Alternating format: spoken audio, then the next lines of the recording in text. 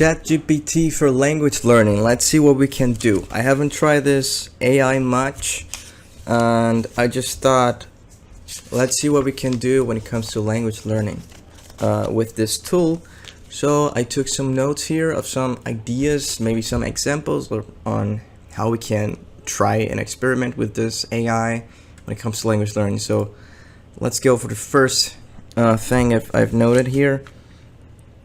Okay, so let's say that, let me write here, I am on a cruise ship. This is gonna be some sentences in Italian. Let's see. I am on a cruise ship on the Mediterranean. I don't know exactly how to write that. I am on a cruise ship on the Mediterranean.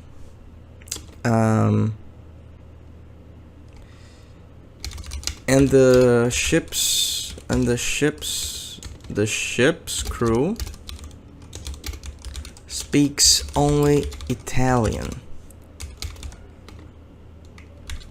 Give me some essential Italian sentences for me to use in this cruise ship environment. Okay, let's see what we can get. So this is, I'm trying really practical use of this tool to get some language feedback. So sure, here are some essential Italian sentences that might come in handy during your cruise ship trip. So, okay, all right. Dove? Right, so he gave me mostly basic Italian. I mentioned the environment of a cruise ship, and I got basics Italian, like in general, which is good, but I also would like to see something more like about the cruise ship itself, actually. But let's see. Ciao, buongiorno, buonasera, per favore ragazzi, mi scusi per l'inglese. Posso avere un menu? Okay, so it's a mix here. Vorrei ordinare.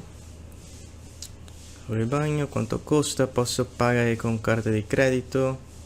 Potrebbe aiutarmi a trovare la mia cabina? Okay, so this is the only one that is actually specific to what I asked for. Scusi, potrebbe aiutarmi a trovare la mia cabina. Okay, I hope these phrases help you communicate effectively with the crew and enjoy your Mediterranean cruise. Alright, so I want something more specific to the cruise ship itself and not basic Italian. So I'm gonna write that. You can't play with this AI like this. So yeah, this is gonna be a good one. Show me some sentences that involve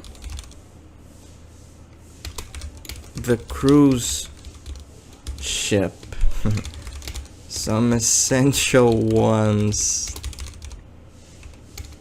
Not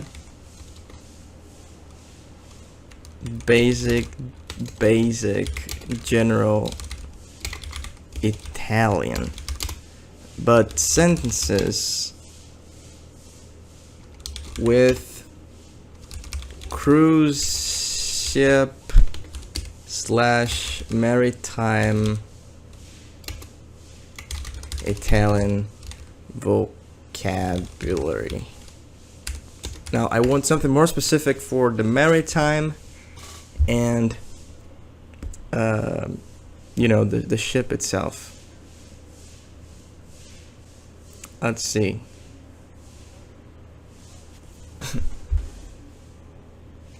Let's see what we got. Now we have a lot.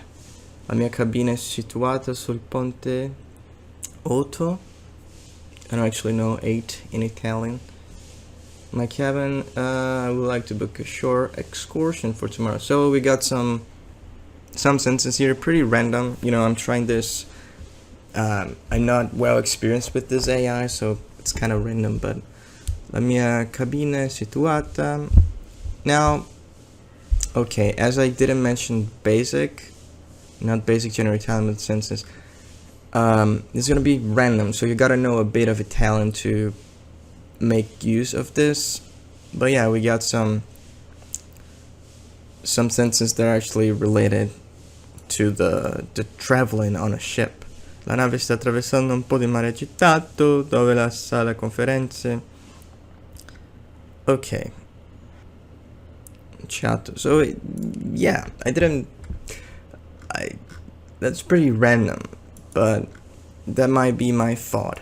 So this is just an idea. You can specify what you want exactly, like some basic how, or even, I don't know, some translation. How do I say this? I guess it could be used as a translating tool. Anyway, now let's try some the structure of the Turkish language. Okay, just let me see what I can get if I ask for the structure of a language. So, what is the structure of the Turkish language? Let's see what we can get out of it. Turkish language is a member of the Turkic language family, and it is an agglutinative language, which means that words are formed by adding suffixes to a root word. The basic word order in Turkish is subject, object, verb, which means that the subject comes first, followed by the object, and then the verb. For example, ben evde yemek yiyorum. I don't speak Turkish, by the way, so I'm trying my best at reading this. I'm eating food at home. Follows the structure. Turkish has a system of vowel harmony, which means the suffixes added to a word must match the vowel sound of the word stem. For example, the suffix de can change to dia, te, or tia depending on vowel sounds in the stem word. Turkish has a complex system of grammatical cases which are used to indicate the function of a word in a sentence. There are 6 cases in Turkish: the nominative case, accusative, dative, genitive, ablative case used to indicate movement away from something, and locative case used to indicate location. The subject of a sentence, but they change the agglutinative, grammar, vowel harmony. Okay, now we got a overview of the Turkish language. It's interesting. You have to check things here. As far as I know, things might not be 100% correct here on Chat GPT, so be aware of that, but still you can take some good things out of it.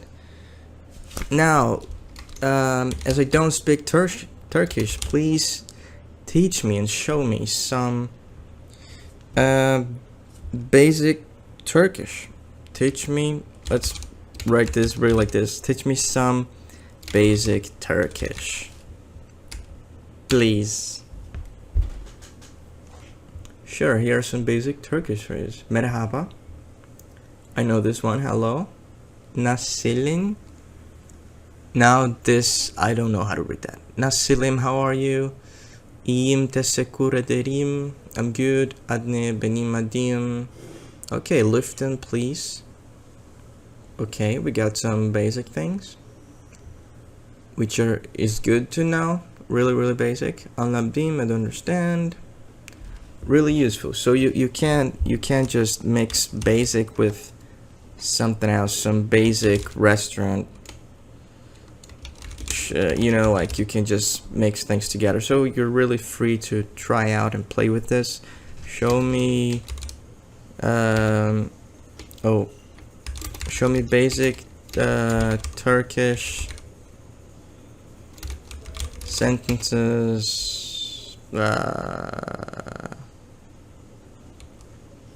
for use in a restaurant. Okay. Now I hope to get some basic mixed with restaurant, the restaurant environment.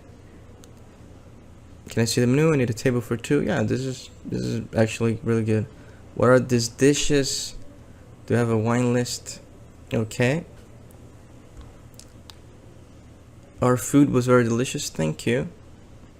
Yeah, it's a good one. How much are the prices? So you can play around with this however you want. So pretty cool so far. Now just general language learning. Let's see what we can get.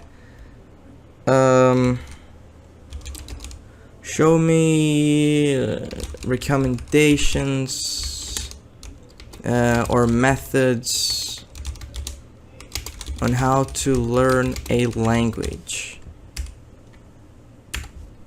Let's see. Now this is going to be about language learning more generally, not a specific language. Start with basics. Begin with learning the basics of the language, such as its alphabet, common phrases, and vocabulary. Good one.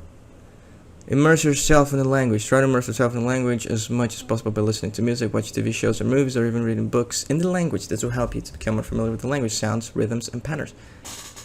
Really good. I agree with that. Practice regularly. Practice the language regularly, even if it's just for a few minutes a day. Consistency is key when it comes to language learning, so make it a habit to practice every day.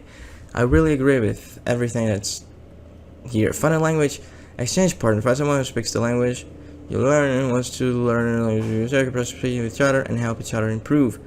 Use language learning apps and tools. There are many language learning apps tools available that can learn a language, such as Duolingo, Shutterstone, and Babbel. Take a class. If you prefer a more structured approach to language learning, consider taking a class either online or in person. This can be a great way to get feedback from a teacher and practice speaking with other learners. Visit a country where the language is spoken if possible. Visit a country where the language is spoken. This gives you an opportunity. Remember, the language is an effort, so the language is right. Further be patient. Okay, it's a good some 7 tips on what you can do to learn a language. Pretty neat.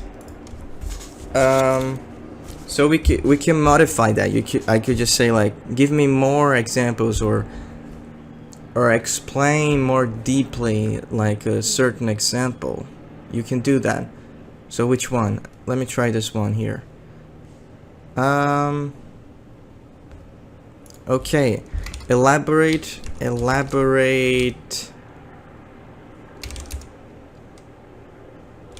Recommendation number 2, more deeply. Let's see if it works. Sure, here are some more tips on how to immerse yourself in the language. Okay, now he's gonna create a list only based on that one. Watch TV, read books. Really cool, read books. Okay, now it's kind of mixing both things. Attend language events. Look for language events or meetup areas. Travel to country. Okay, so he mixed a bit of like this one with a couple different things. But yeah, you get the idea. It's actually cool. How related are Turkish? Yeah, now a random one that I want to look at. Oh no, how related are Turkish and Arabic? So these are just some examples of using this tool for language learning or anything related to language. So of course it's like, as far as I know, it's unlimited, like how you use this AI. So it's up to you to just think about something and try it out on this. But it's really cool. Turkish and Arabic are both members of the Afro-Asiatic language family, but they belong to different subfamilies. Turkish belongs to the Altaic language family, while Arabic belongs to the Semitic language family. As a result, the two languages are now closely related and have significant differences in grammar, vocabulary, and pronunciation.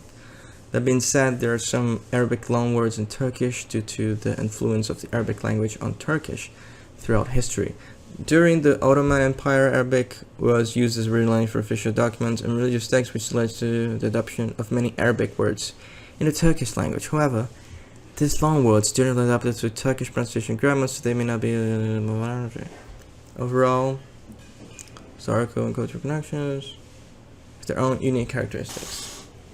Okay, I think that's a good grasp of some different things we can ask here and get some results. So it's an interesting tool if you have ideas on how to use this, you know, you're free to try it out. Okay, so that was just a little trying of this AI. And yeah, see you in the next video. Have a good time. Subscribe and like the video for more videos. Bye bye.